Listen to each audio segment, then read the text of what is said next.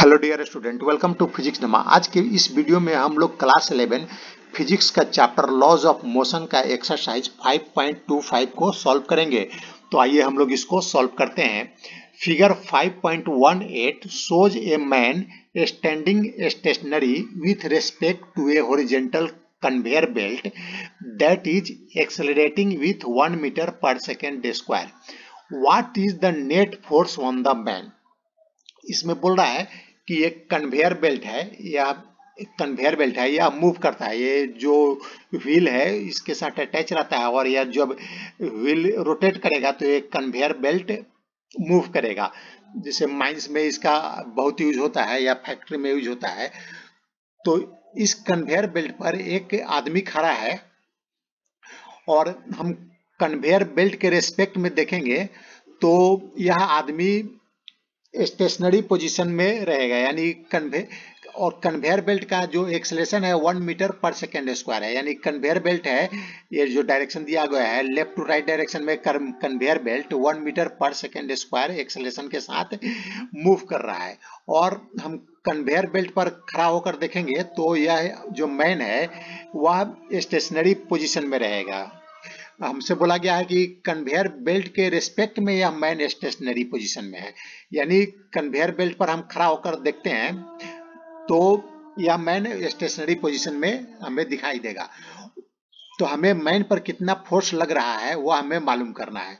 और सेकंड है, if the coefficient of static friction between the man's shoes and the belt is 0.2, तो और हमें कोएफिशिएंट ऑफ स्टैटिक फ्रिक्शन भी दिया गया है मैन के शूज का और इसके बेल्ट का, कन्वेयर बेल्ट का, जो दोनों के बीच का जो कोएफिशिएंट फ्रिक्शन है, स्टैटिक कोएफिशिएंट फ्रिक्शन, उसका वैल्यू दिया गया है 0.2। Up to what acceleration of the belt can the man continue to be stationary relative to the belt.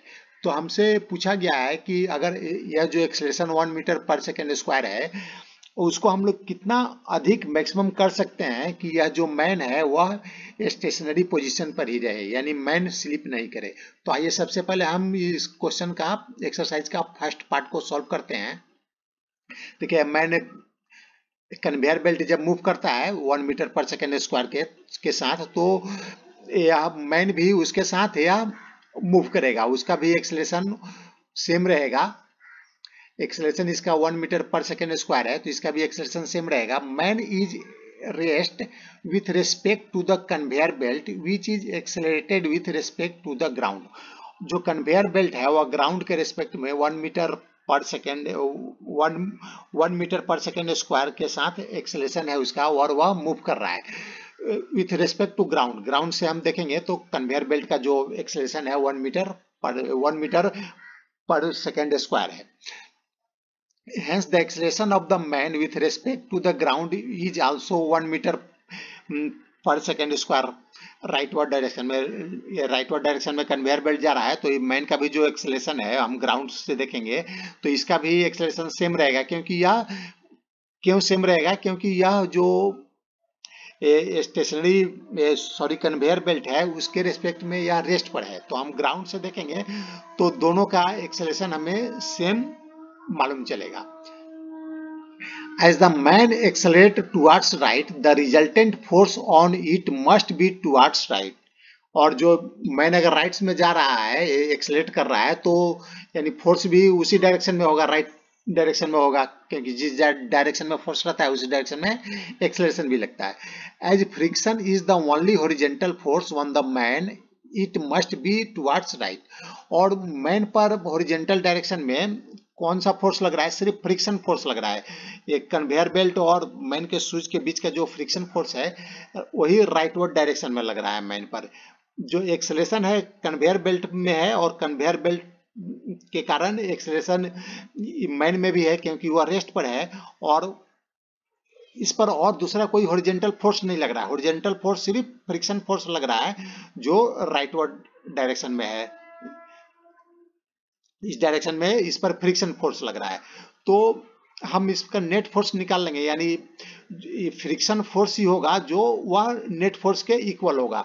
तो हमें नेट फोर्स कैसे निकालेंगे, हम न्यूटन का सेकेंड लॉ को अप्लाई करेंगे तो यह हो जाएगा मास इनटू एक्सेलरेशन। तो मास हमें मालूम है, क्वेश्चन में दिया गया है 65 kg दिया गया है और acceleration 1 metre per second square है। तो ये जो फोर्स है यह 65 न्यूटन होगा और यह फ्रिक्शनल फोर्स के इक्वल होगा, यानी फ्रिक्शन के इक्वल होगा। मैन और कन्वेयर बेल्ट के जो बीच जो फ्रिक्शन होगा उसके इक्वल होगा।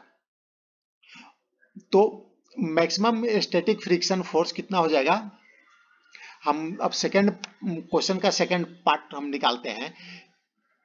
हमसे पूछा गया है कि मैक्सिमम हम कितना एक्सेलरेशन कन्वेयर बेल्ट में कर सकते हैं ताकि वह मैन स्टेशनरी रहे। तो देखिए इस पर जो जो फ्रिक्शन है स्टैटिक फ्रिक्शन है, स्टैटिक फ्रिक्शन क्या है, सेल्फ एडजस्टेबल है, यानी वह जैसे जैसे हम यह फोर्स को इंक्रीज करते जाएंगे फ्रिक्शनल फोर्स भी इंक्रीज करते जाएगा, लेकिन इसका एक लिमिट होता है। फ्रिक्शनल फोर्स का एक मैक्सिमम लिमिट होता है, अगर उससे अधिक हम इस पर फोर्स लगाएंगे तो क्या होगा, यह मैन स्लिप करने लगेगा। तो हमें हमें जो एक्सेलरेशन निकालना है, मैक्सिमम एक्सेलरेशन है वो वह कितना होगा वह निकालना है। तो हम पहले निकाल लेते हैं कि हम कितना मैक्सिमम फोर्स लगा सकते हैं। तो मैक्सिमम स्टैटिक फ्रिक्शनल फोर्स कितना होता है, उतना ही मैक्सिमम फोर्स हम इस पर लगा सकते हैं, मैन पर लगा सकते हैं, तो ताकि वह स्लिप नहीं करे। तो जो मैक्सिमम स्टैटिक फ्रिक्शनल फोर्स होगा वह होता है mu s N. Mu s हो गया कोएफिशिएंट ऑफ स्टैटिक फ्रिक्शन और एन हो गया नॉर्मल फोर्स। तो mu s m g normal force होता है, एम जी के इक्वल होता है, जी यहाँ पर एक्सेलरेशन ड्यू टू ग्रेविटी है। तो हम वैल्यू पुटअप कर देते हैं। तो म्यू एस हमें दिया गया है 0.2 मल्टीप्लाई एम है 65 और जी है 10 मीटर पर सेकेंड स्क्वायर। तो इसको हम सॉल्व करेंगे तो वो ये हो जाएगा 130 न्यूटन, यानी हम मैक्सिमम फोर्स 130 न्यूटन का लगा सकते हैं ताकि मैन की स्लिप नहीं करे। तो जो मैक्सिमम फोर्स होगा 130 न्यूटन होगा। तो हम एक्सेलरेशन को अब निकाल सकते हैं कि जो कन्वेयर बेल्ट का कितना है मैक्सिमम एक्सेलरेशन होगा, उतना ही एक्सेलरेशन मैन का भी होगा। तो हम एक्सेलरेशन निकाल लेते हैं। एक्सेलरेशन न्यूटन के सेकंड लॉ के अनुसार हो जाएगा F डिवाइडेड बाई m। तो 130 डिवाइडेड बाई 65 यानी 2 मीटर पर सेकेंड स्क्वायर, यानी कन्वेयर बेल्ट को हम maximum 2 metre per second square के एक्सेलरेशन के साथ उसको रोटेट कर सकते हैं ताकि वह मैन जो है स्लिप नहीं करे। अब इसको हम दूसरे तरीके से भी सॉल्व कर सकते हैं। इसको हम सूडो फोर्स यूटिलाइज करके भी सॉल्व कर सकते हैं। If you sell work from a conveyor belt frame, this frame is non inertial. जो कन्वेयर बेल्ट फ्रेम को हम अगर कन्वेयर बेल्ट के फ्रेम से हम अगर इसको सॉल्व करेंगे तो कन्वेयर बेल्ट फ्रेम जो है वो नॉन इनर्शियल फ्रेम है। क्यों? क्योंकि इसमें एक्सेलरेशन है, ग्राउंड के रेस्पेक्ट में इसमें एक्सेलरेशन है, तो यह नॉन इनर्शियल फ्रेम हो जाएगा। As it has an acceleration 1 metre per second square with respect to inertial frame that is ground. Hence, if we use Newton's second law, we shall have to include a pseudo force. अगर हम conveyor belt के frame में इसके frame में conveyor belt के frame में अगर हम न्यूटन्स के सेकेंड लॉ को यूटिलाइज करेंगे तो हमें एक सूडो फोर्स को अप्लाई करना पड़ेगा। तो देखिए इसका एक एक्सेलरेशन इस डायरेक्शन में है तो सूडो फोर्स उसके अपोजिट डायरेक्शन में लगता है, तो सूडो फोर्स इस डायरेक्शन में लगेगा।